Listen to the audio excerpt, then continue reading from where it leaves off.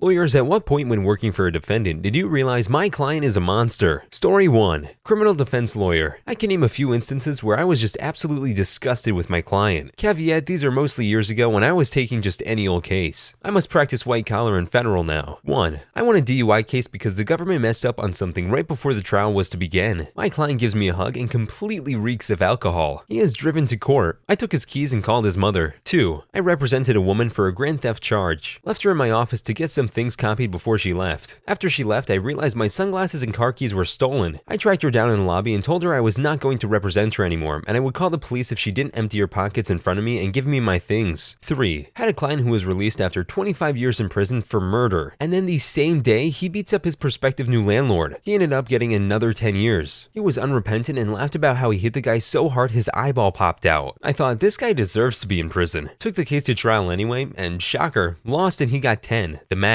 4. Client who pretended to be a doctor so he could sell steroids. According to the Gov, he had numerous clients who were made to believe that his steroids would cure their cancer. They paid him hundreds of thousands of dollars and some of them died. I just thought that was pure evil. Now, all of those people are equally as terrible, but number 4 is just straight up evil. Those poor people were probably so desperate and willing to try and pay anything. Makes me sick.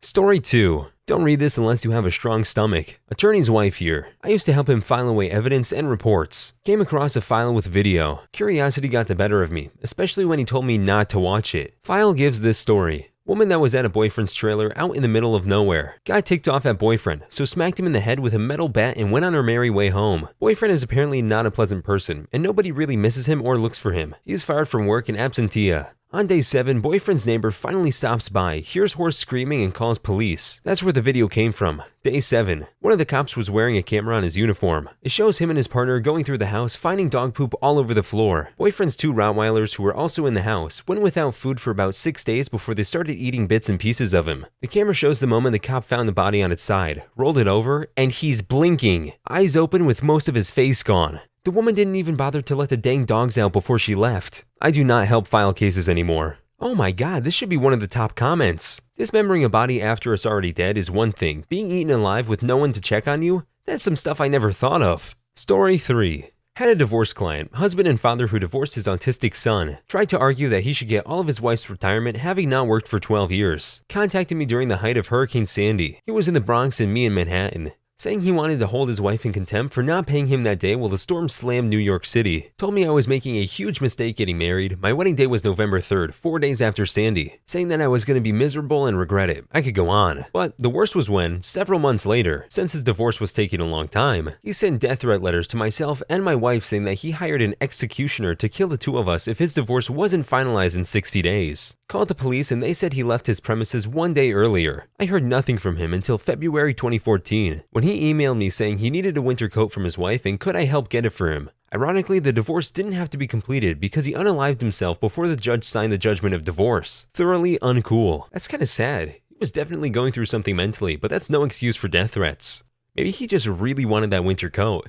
Story 4. I had a client who was accused of domestic violence. Essentially, he threw his girlfriend out of a second-story window. Now, he's got a terrible history, but so do a lot of my clients, and his attitude is a little entitled, also typical. But he also knows the deal and wants a plea deal. So I'm not really prepared when he absolutely refuses the no-jail offer from the state. Keep in mind, there were like 5 witnesses. Why? Because they wanted him to pay for her medical bills. Okay, a butthole, but whatever, not the worst. What did it was his counteroffer. I ain't paying those jerks' bills. Tell him I'll pay for the window. Prosecutor was not happy. A bit shocked to learn that by throwing someone out of a second-story window in front of 5 witnesses, it was possible for him to get offered no jail time. I just want to know how much time he got after that window comment. Story 5. A lot of years ago, I used to work as a solicitor's representative. Cases go to Crown Court, barrister deals, and I'm there for paperwork, additional stuff with client, etc. A 70-something-year-old man had been in jail for 15 years for an assault on a child. Solicitor and barrister working on getting him released due to him getting clean reports from just about everyone. Guards took him out of jail to a dentist, and as he entered the waiting room, he saw 2 children and ran straight at them. Guards stopped him.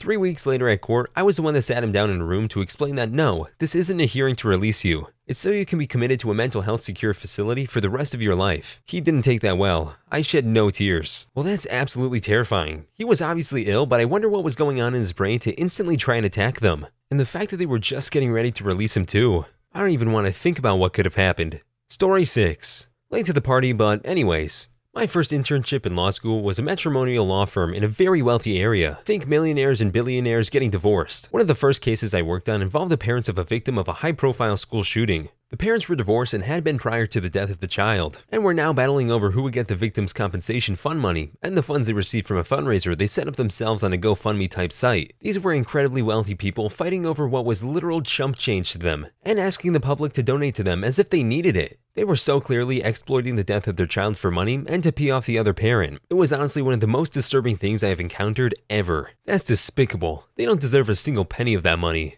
Story 7. Not a lawyer, but worked for a law firm as an investigator. One of our clients stabbed an ex-lover multiple times over $100. Perp then ran out of the house all bloody. Neighbor and her teenage daughter saw him covered in blood and rushed inside to see if they can still help while they call 911. Victim is still alive. On the 911 call the daughter made, you can hear the mom singing Amazing Grace while she tried to stop the bleeding. You can also hear the victim with a stab wound in her neck gurgling on blood while she tries to sing along. The EMTs arrived in under 3 minutes, but it took the police 19 minutes from the call to show up to clear the scene for them. She lived for 17 minutes. I saw the photos of the scene with the bodies still in place. That must have been so traumatizing for the mom and daughter. I can't believe that lady lost her life over $100. Story 8. Oh, I can share a good story. I had a teacher in high school who was a former lawyer. We always asked why he gave up his practice to start teaching. He finally caved and explained that his last case was the defense of 3 people. Apparently there had been a 4th. It was 2 couples, who in the act of a drunken, drugged-out spicy time party, decided to kill, partially eat, and dismember one of the women. What? I guess it seemed like a good idea at the time. As a lawyer, he said it was pretty open and shut, but he had to get his clients the best result possible. And he was exposed to all the horrid details, the pictures, and their reasoning. My teacher had such a far-off look when he explained it that we could see it really got to him. That's why I could never be a lawyer like that. I could never sit there and help evil, messed up people like that get a good deal.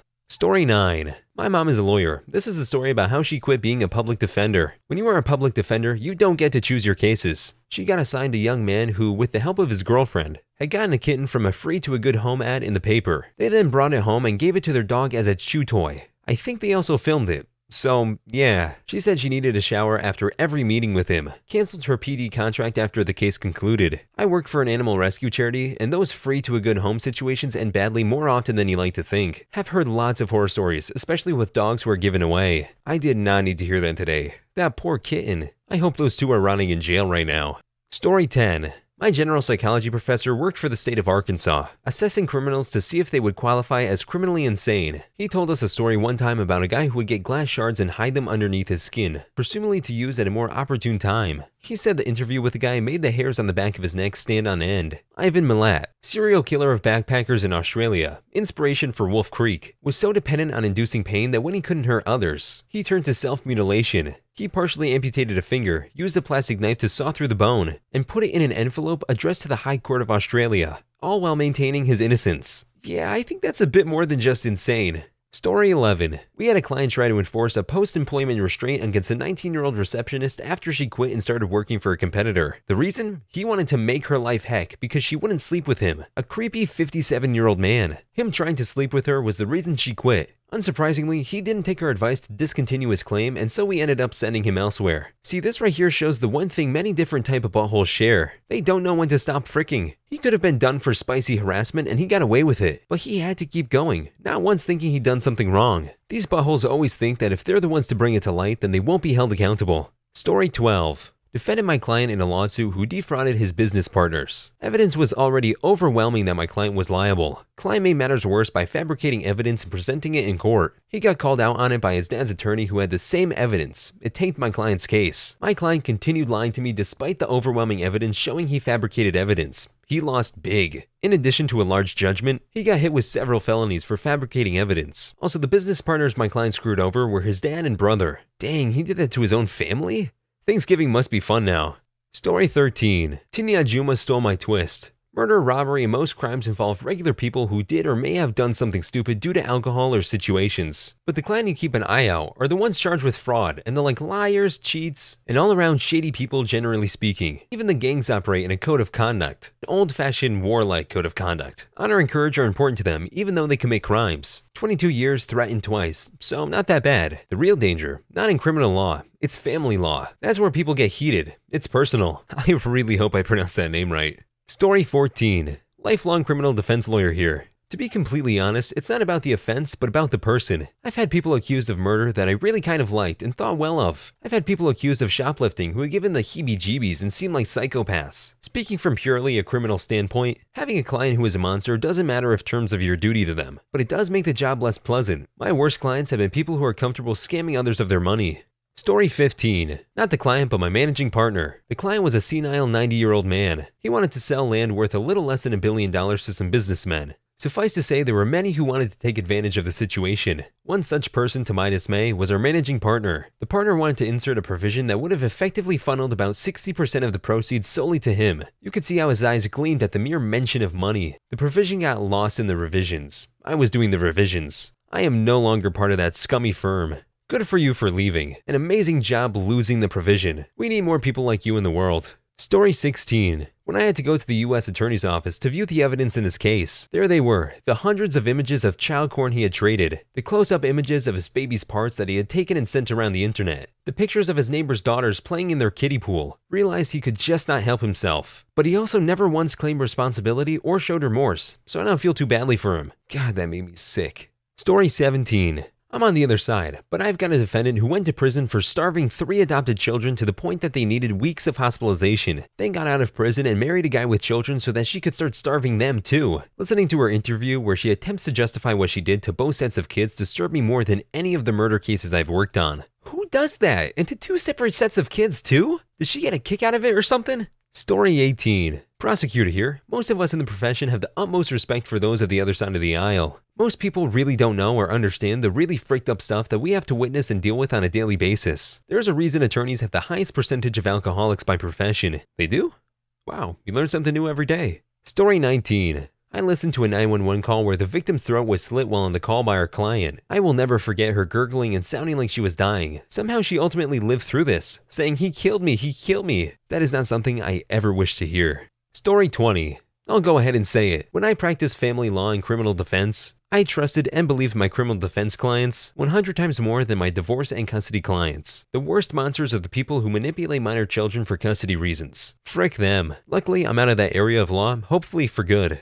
Story 21. Had a client charged with spicy time with his pet goat. Pictures of his undies full of goat hair and his bed littered with goat poop was something I have never seen in my career. After the charges were dismissed, he asked me for help getting the goat back. Excuse me? Dismissed? Story 22. When this person, an executive, said she was firing any employees who had a serious illness or injury while promoting fundraisers at a local church for cancer sufferers no less. In part because employees, thinking she'd be sympathetic, would reveal their confidential health info to her. Story 23. The first and last family law case was assigned to me as a first-year associate. My client broke his wife's jaw and said if they were home in Russia, he would have killed her because he could pay his way out of prison there. Story 24. I'm a legal assistant. We got a client off of a murder charge. 2 weeks later, she was caught with a similar weapon and situation, except this time the guy didn't die. Story 25. She tried to sell her baby. I found out during a hearing in front of the judge. The people who try to sell babies surprise me. The people who try to buy babies confound me. People are really out here trying to sell their babies? Hope you guys enjoyed the video. Please like and subscribe for more videos to come, or else this spider will be in your bed tonight.